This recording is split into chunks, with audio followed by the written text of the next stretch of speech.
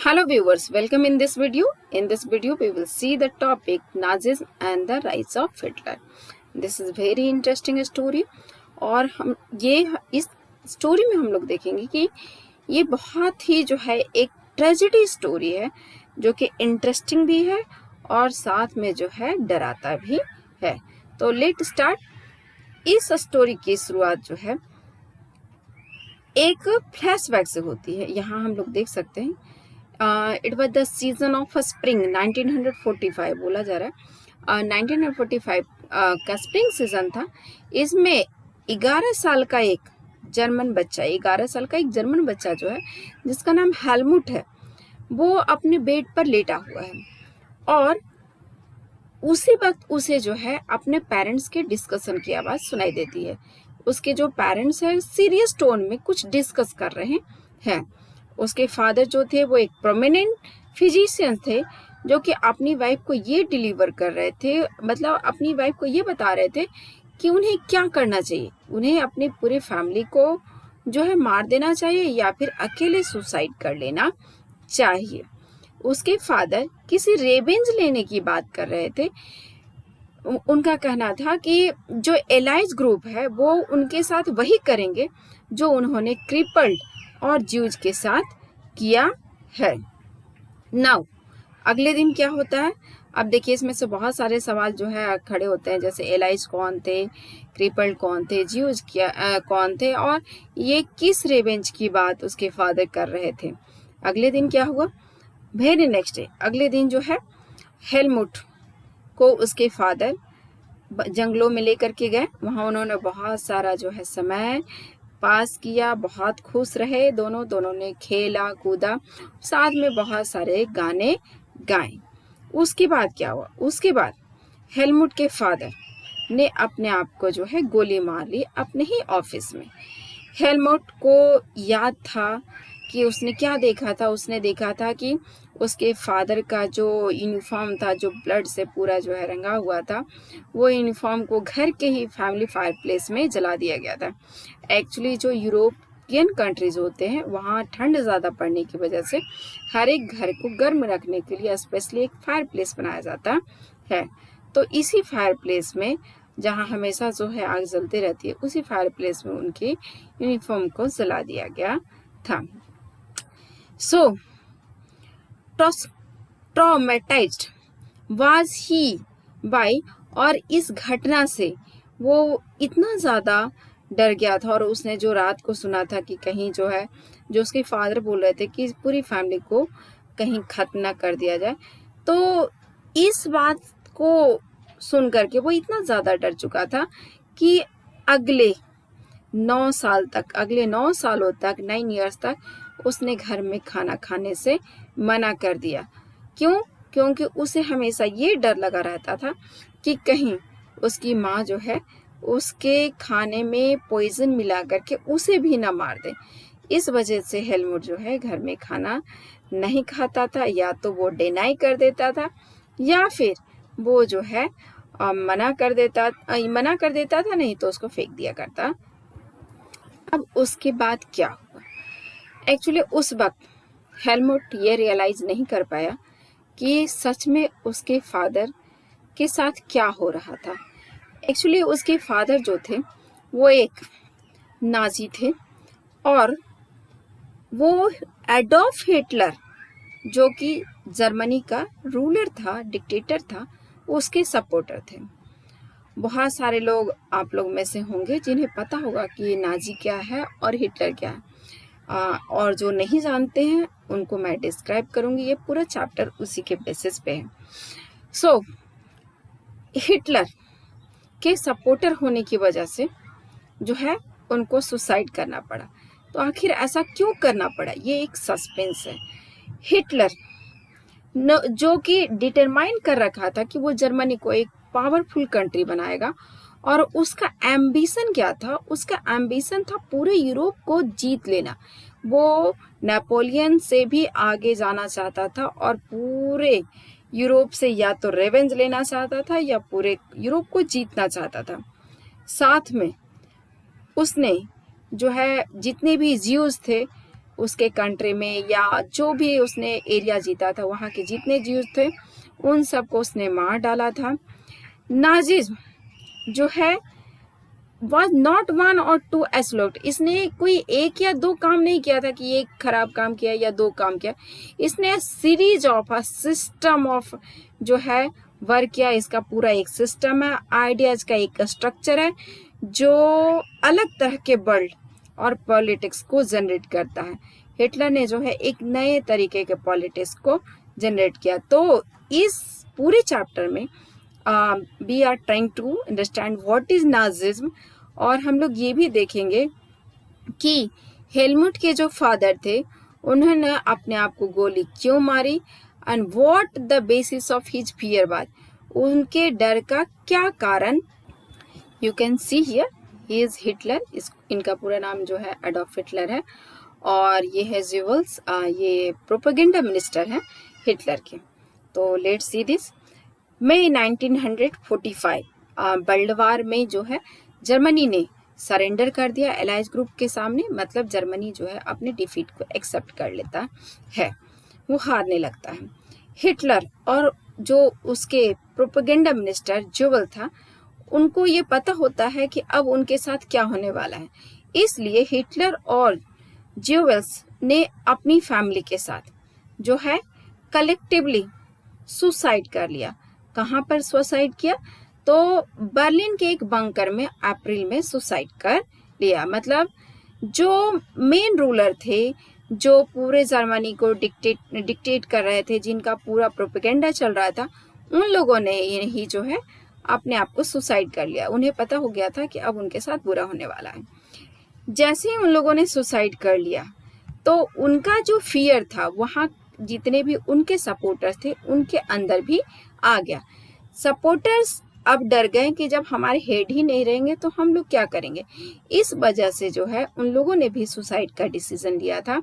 और जो हेलमुट के फादर थे, एक जो फिजिशियन थे, उन्होंने भी जो है इसी डर के मारे सुसाइड करने का डिसीजन लिया और ही डन सो, उन्होंने ऐसा ही किया।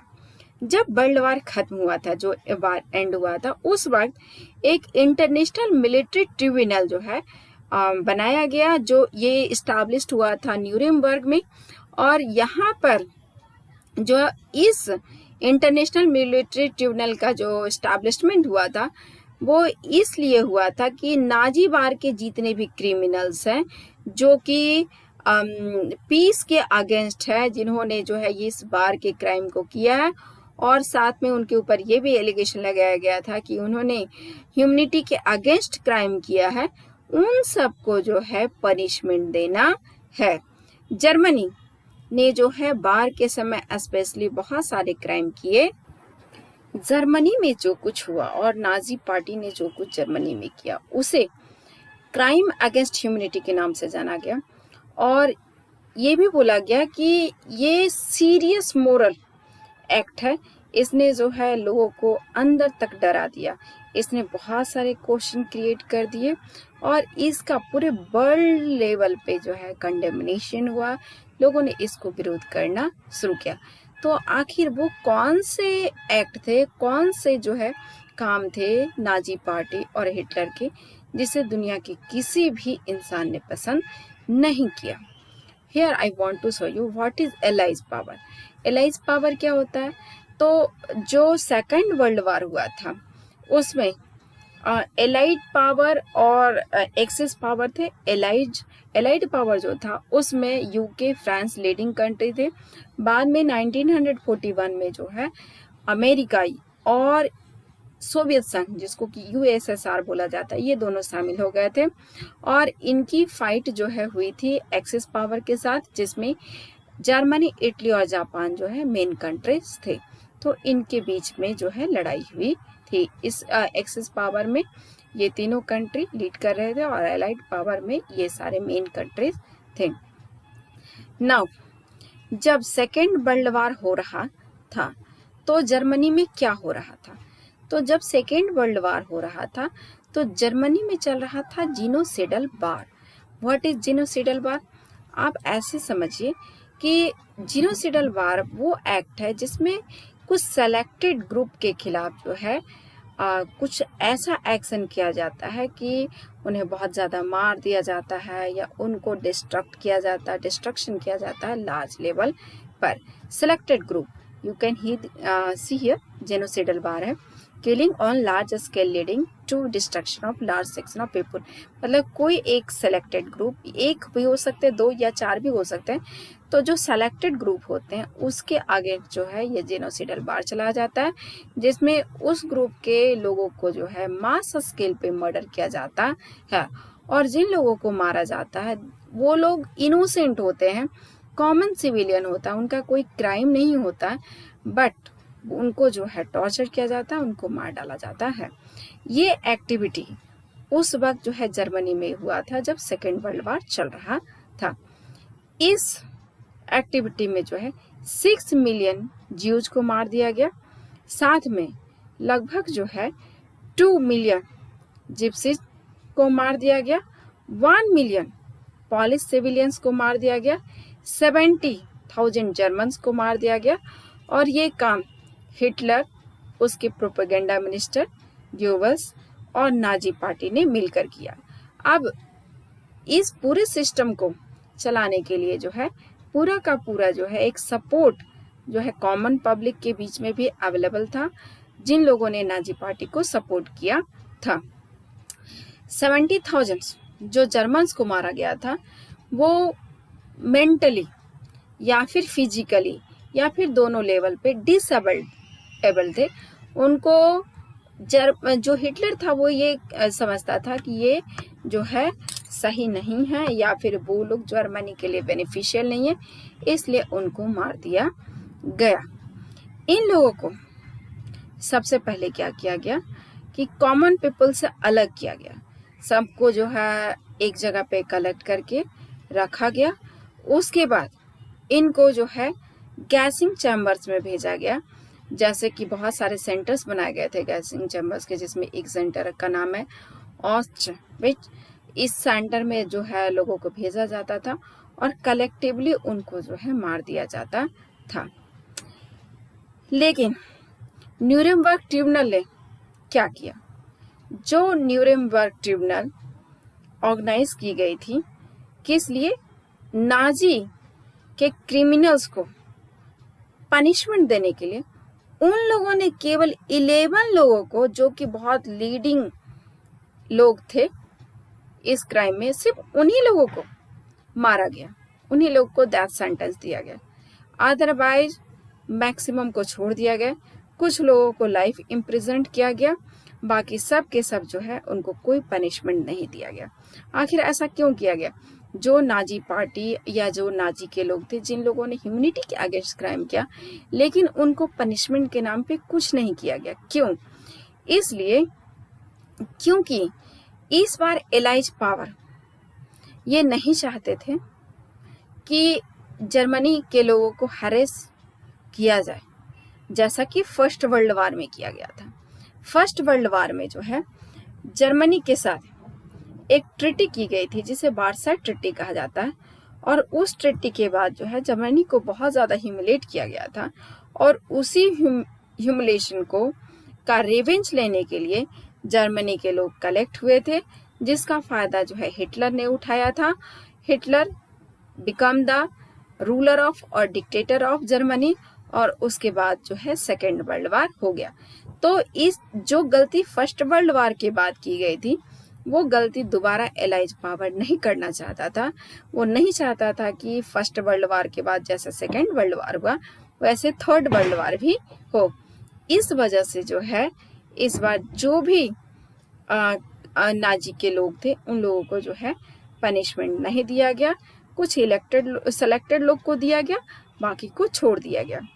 Everyone came to feel that, हर किसी को पता था कि rise of Nazi Germany could be partly traced back to the German experience at the end of First World War।